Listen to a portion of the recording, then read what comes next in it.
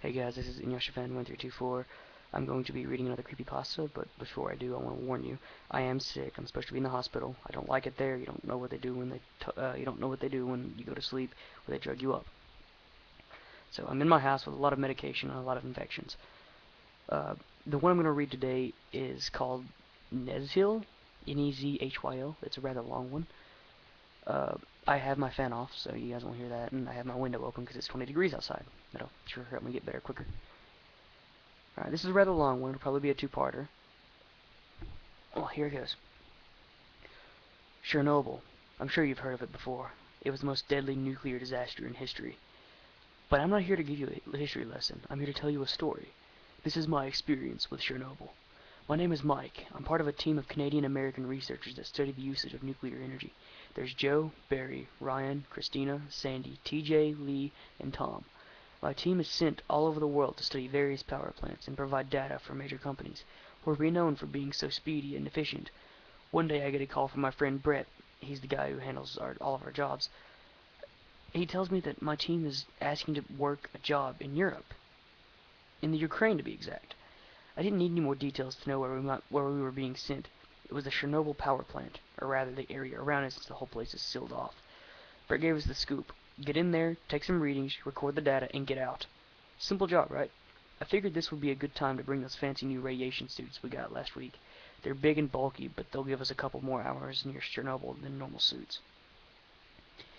The flight to the Ukraine was uneventful. We land and our guide we land and find our guide waiting outside the airport. He takes us to a local hotel where we stay the night. He tells us we would take another day to reach our destination. I asked him if he had ever been there, but he was hesitant to answer. He said to me in a thick Russian accent, "There are many strange things that happen there. Many things." He trailed off and refuses to answer any more questions. I've never been to Chernobyl, so I was very curious, but at the same time anxious about it. I couldn't tell why. This was just an abandoned city, right? The next morning, we headed out toward uh, Pripyat, the city next to the power plant. We would work from there. As we neared the city, I saw haunting reminders that this was once a city full of life. Empty apartments, homes, recreational buildings, still perfectly preserved. We came up to the 30-kilometer zone of exclusion around Chernobyl. This is where our guide told us, no further. He waved us goodbye and we entered the desolate neighborhoods of Pripyat. I figured this was a good time to suit ourselves up. We drove into the heart of the city. By now it was getting dark, as we had taken the whole day driving here. We set up our equipment and I assigned teams to each person. Barry with Christina, Joe with Ryan, Sandy with Tom, and finally TJ and Lee were with me. "Stuck with you? Damn," TJ joked. She was a perky girl, and she had a nice figure. I liked her. As for Lee, he was a new addition to the team, so I had to evaluate his skills personally. I gave each member one radio to stay in contact with each other. Each team was given a specific block of the city to cover and work from. As we were heading out, I spotted something moving in one of the third floor windows of an apartment building. It didn't stay for long, so I shrugged it off as an animal. I couldn't believe how still everything was. No movement whatsoever. Even the wind seemed to stand still. It was very quiet. Too quiet, except for the rhythmic beating through our respirators. We came to a large building that seemed like a workshop of some sort. I motioned to TJ and Lee. "Let's go in. We'll collect samples in there," I told them. As I approached the building, I began to have an ominous feeling like we were being watched, like we weren't alone. I pushed open the rusted iron door. I turned on my flashlight. TJ and Lee followed. "Wow, it's like they abandoned this place yesterday," said Lee. He was right. The machines were still in the on position. I shined my flashlight straight ahead. The beam of light went far, at least 30 feet, and at the end of it I saw a door. Might as well investigate while we're here, I thought to myself. TJ, you stay here and light up and set up the equipment. Call me over the radio if you need help. Lee, let's check out that door. TJ groaned. She hated being left behind. We approached the door. It was at the end of the long hallway, about 30 or 40 feet long. The paint was peeling from the walls, giving the whole place a neglected kind of feel. Carefully I opened it. "Lee, how's the radiation?" I asked. 30 counts per minute. We should be good." We walked inside. It was a staircase, leading to some kind of basement. I shined my flashlight down, but it was still pitch black. I started questioning whether or not I should go down. My curiosity got the better of me.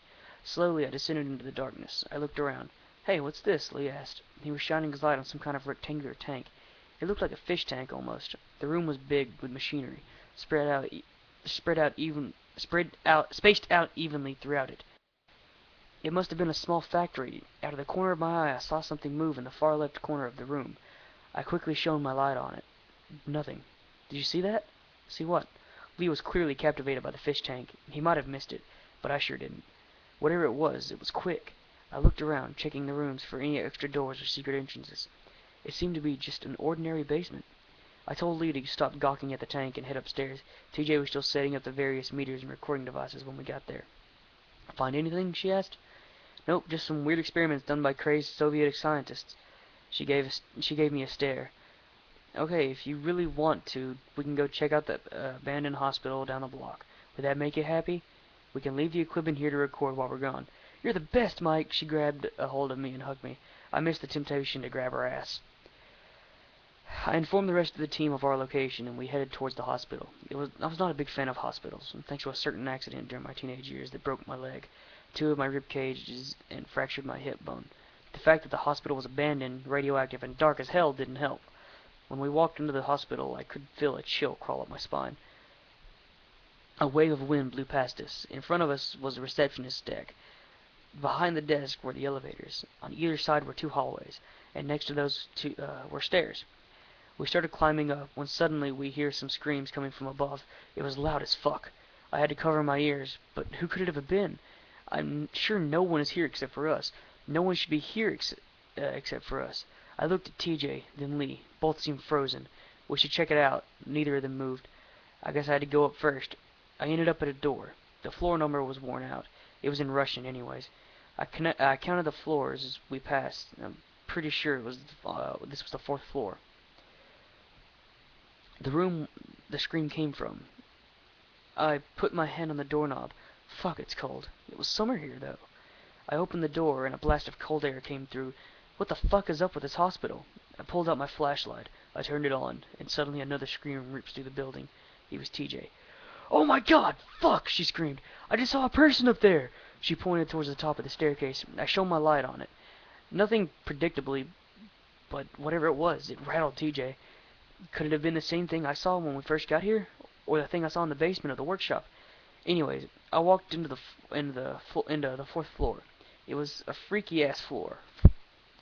Floor 4 was one central hallway, going from the side of the building to the other. In the middle was another hallway that went to the right side of the hospital. The whole hallway was a freaky shade of dark blue. There was rubble all over the floor, and moonlight streamed in from several holes in the walls. Different rooms were spaced evenly throughout.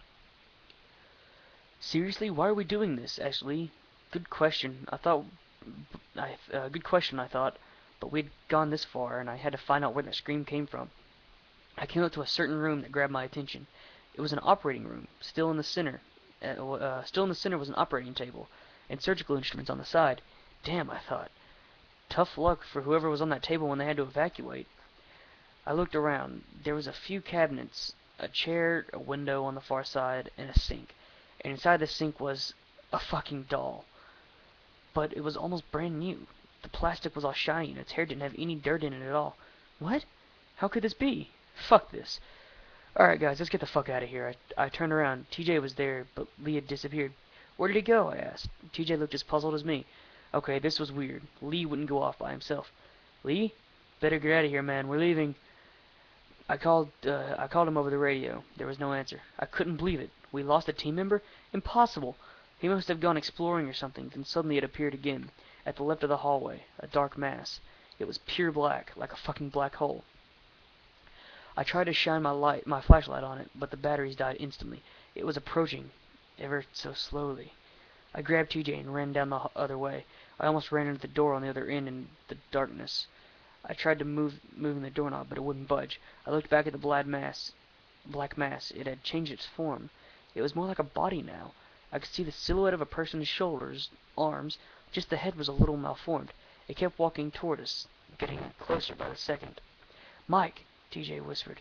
She was trembling. "The door's stuck. I can't move it." "Fuck the doorknob." I kicked the door in, and we ran out. I looked back and the figure was not more than 6 or 7 feet away from us. I just happened to glance upwards and saw something. Was it Lee?